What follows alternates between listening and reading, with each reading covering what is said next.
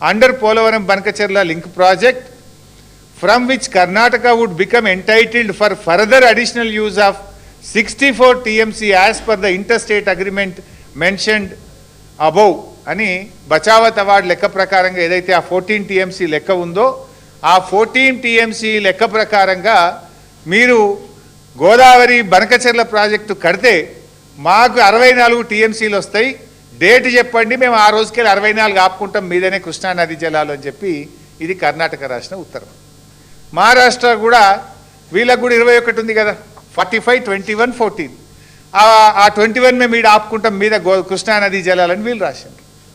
అప్పుడు ఆంధ్రప్రదేశ్కు జ్ఞానోదయమై కృష్ణల గోదావరి నీళ్లు కలిస్తే పాత బచావత్ అవార్డు ప్రకారంగా కృష్ణానదిలో 45 తెలంగాణకు, 21 మహారాష్ట్రకు, 14 కర్ణాటకకు పోతున్నాయి. ఇప్పుడు ఈ 240 తీసుకపోతే కూడా అదే రేషియోలో వాళ్ళకి హక్కు దొరుకుతుంది, సుప్రీంకోర్టు పోయినా వాళ్ళకి నీళ్లు పోతాయి అనే సోయి జ్ఞానోదయం ఆంధ్రప్రదేశ్కి అయింది. మన తెలంగాణ వాళ్ళకి గాలే. కాక ఏమంటారు, ఇది బనకచెర్ల ఆగిపోయిందని సంకల్ గుద్దుకొని ఇది మా విజయం అన్నాడు ఉత్తమ్ కుమార్ రెడ్డి. వాళ్ళు ఏం చేసింది, ఇప్పుడు కృష్ణల కలపకుండా డైరెక్టు నల్ల మల్ల సాగర్ అని పెట్టిండు. కృష్ణల కలిస్తే బచావత్ అవార్డు వర్తిస్తుంది, నల్ల మల్ల సాగర్ అంటే బచావత్ అవార్డు వర్తించదు. డిఫరెన్స్ ఈజ్ దానికి దీనికి పెద్ద తేడా లేదు. First package same. ఏది మొదటి ప్యాకేజీలో మన పోలవరం నుంచి బ్యారేజ్లో కృష్ణా బ్యారేజ్లో వేసుకునేది సేమ్.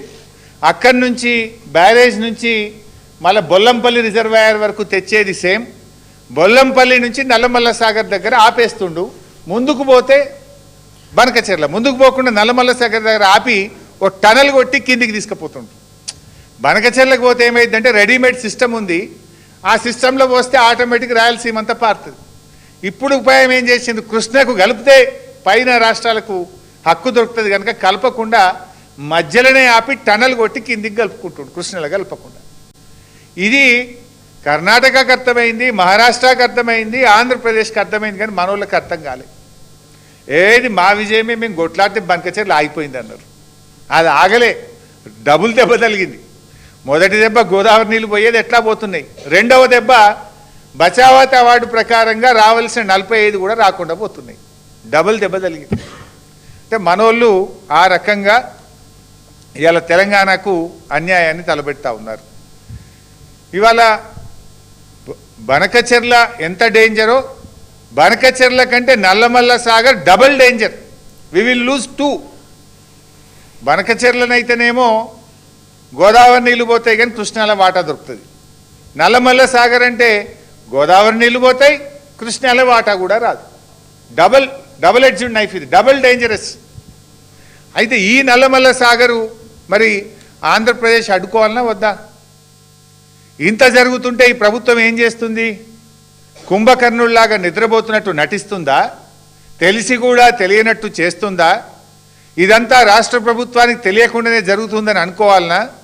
లేదు చంద్రబాబు రేవంత్ రెడ్డి ఇద్దరూ పరస్పర సహకారంతో ముందుకు పోతున్నారని అర్థం చేసుకోవాలనా?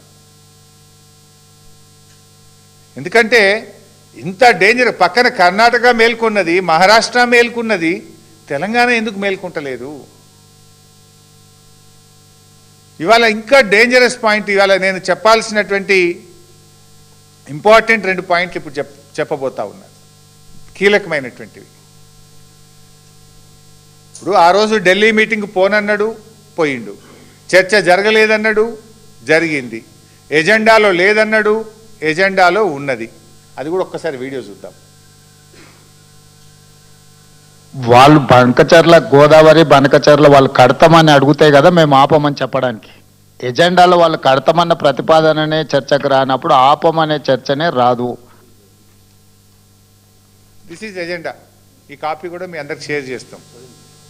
ఎజెండాలో agenda point submitted by Andhra Pradesh number 1 Godavari Banakacherla link project.